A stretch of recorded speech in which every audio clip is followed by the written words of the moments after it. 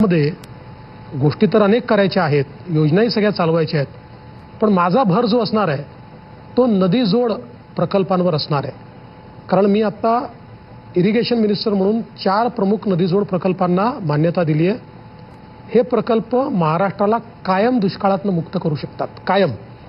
त्यामुळे हे नदीजोड प्रकल्पांवर माझा भर राहणार आहे, ग्रीन एनर्जीवर माझा भर राहणार आहे. कारण आपण मागच्या काळामध्ये जवळपास 54,000 मेगावॅटचे वेगवेगळे प्रोजेक्ट हातामध्ये घेतले आहेत आणि या प्रोजेक्टमुळे 2030 साली महाराष्ट्रातली 52% वीज ही अपारंपरिक स्रोतातली म्हणजे ग्रीन एनर्जी असणार. मध्ये गोष्टी तर अनेक करायच्या आहेत, योजनाही सगळ्या चालवायच्या आहेत, पण माझा भर जो असणार आहे तो नदीजोड प्रकल्पांवर असणार आहे.